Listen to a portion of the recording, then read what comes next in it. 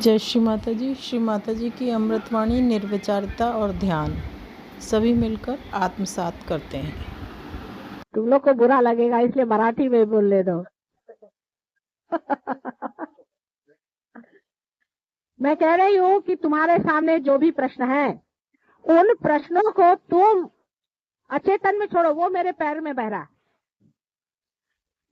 माने ये कि कोई भी प्रश्न है, अब तुमको अपनी लड़की का प्रश्न है समझ लो, उसमें खोपड़ी भिड़ाने से कुछ नहीं होने वाला।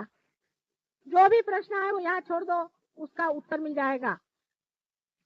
अब तुम अगर सोचते हो कि इस चीज से लाभ होगा, वो नहीं बात। जो परमात्मा सोचता है तुम्हारे लिए जो हितकारी चीज है वो घटित हो जाएगी, वो तुम कर भी नहीं सकती हो। इसलिए उसको छोड़ दो। तुम क्यों बीच में तंगड़ियां तोड़ रही हो? तुम क्यों परेशान हो रही हो? तुमको परेशान होने की कोई जरूरत नहीं, तुम छोड़ तो दो। जो तुम्हारे सारे प्रश्न को सॉल्व करने के लिए पूरी इतनी कमेटी बैठी हुई है, उनके पास छोड़ो तुम। सहयोग में यही तो कमाल है कि सर का बोझा उतर गया उनके खोपड़ी पर। छोड़ के देखो, ऐसे कमाल होंगे, ऐसे कमाल होंगे कि बस।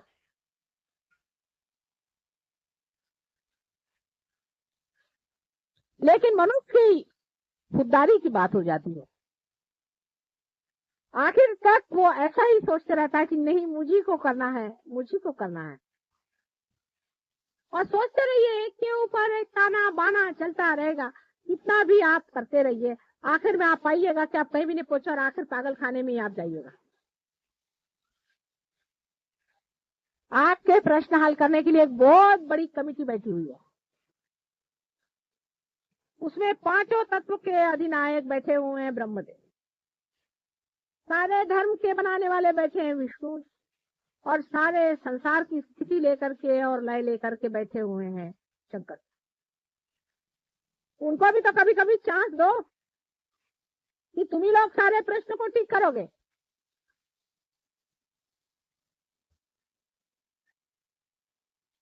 और जैसे ही आप निर्विचार में होना शुरू कर देंगे, आप देखिएगा आपके अंदर ये तीनों ही शक्तियां अपने आप बन जाएंगी, अपने आप सुलझ जाएंगी।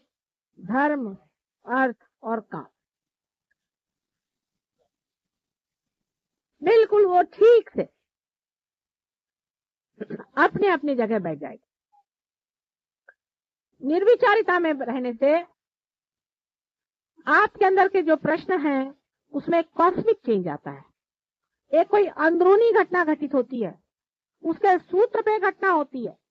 जैसे एक आदमी समझ लीजिए शराब पी रहा, मिसाल की तौर, वो मेरे पास आता है, माता जी ये शराब पीता है, इसको शराब छुड़ा। उसकी कुंडलिनी जागृत करते ही उसके अंदर की कॉस्मिक दशा ऐसी हो जाती है कि वो शराब पीता है तो उसको उल्टी होती है।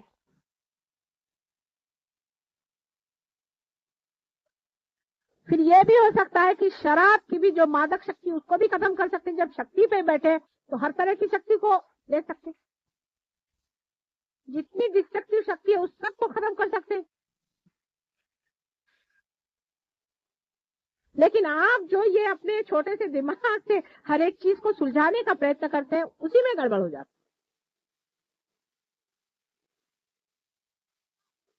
है। बिल्कुल निर्विचार, मेरे पैर पे भी लोग रहते हैं तो भी वो विचार में रहते हैं। मुझे इतना आश्चर्य होता है, कम से कम मेरे पैर पे तो विचार छोड़ दो, वहां पे भी उनका चलते रहता है विचार। मैं कोशिश कर रही हूँ, हाथ पर चला रही हूँ, ये कर रही हूँ, सारा तांडव नृत्य हो रहा है, और ये लोग इधर विचार ही कर रहे हैं।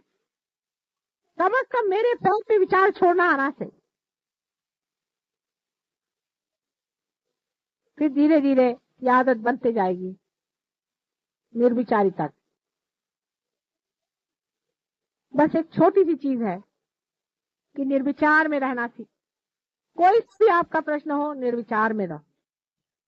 ऐसे मैं आपको सुझाव देती रहती हूँ, आपका ये चक्र क्यों पकड़ता है, वो चक्र क्यों पकड़ता है, छोटी छोटी बातें हैं, उसको समझ लेना चाहिए।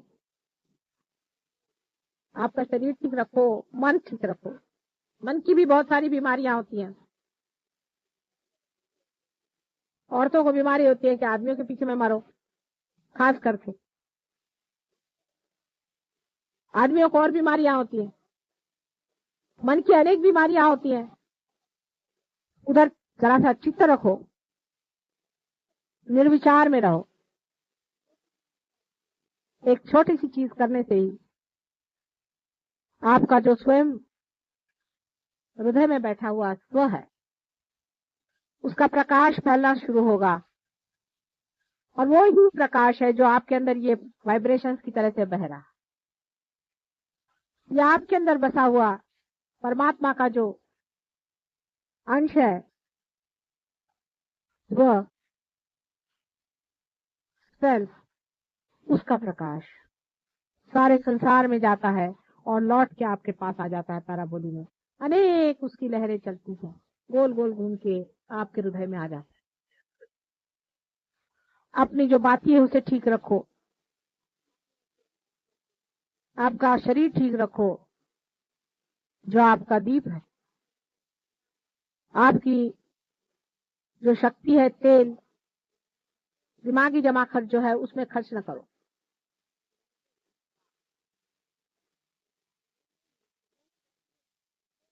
लौ को सीधे लगाओ।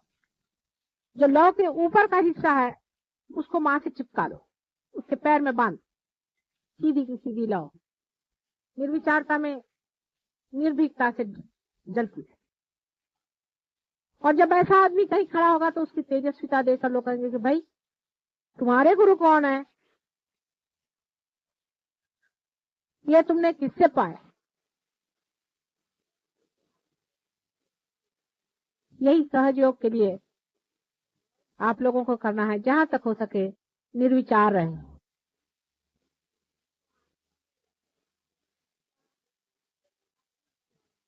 हम तो धक्का दे ही रहे हैं कुंडलिनी को, आपको भी वहां रखने का कोशिश कर रहे हैं। आप भी जरा कोशिश करें, कोई विचार नहीं आना है। और अपना माथा किसी के आगे मत झुकाना, याद रखना, किसी के आगे जाकर माथा नहीं झुकाना है, कोई भी हो। बहुत से लोग सहयोगी के आगे माथे झुकाते मैंने देखा है। ऐसा फालतू की बातें करने की जरूरत नहीं।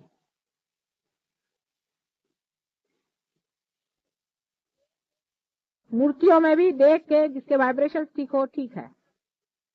मूर्तियों से आप बहुत बड़ी मूर्तियां हैं, आप स्वयं एक मंदिर है, क्या वो मूर्ति थोड़ी आपके वाइब्रेशन जानती है? वो तो उसमें से वाइब्रेशन बस आ ही रहे हैं, बस, और क्या हो रहा है।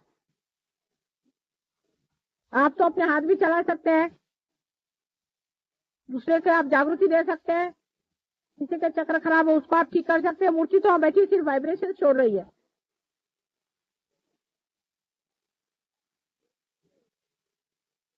सहयोग में बम्बई सेंटर में बहुत काम हुआ है, इसमें कोई शक, और लोगों ने बहुत अपने को ऊंचा उठा दिया है। और वैसे भी महाराष्ट्र में बहुत काम हुआ है। एक छोटे से गांव में, राहुरी में बहुत काम हुआ है।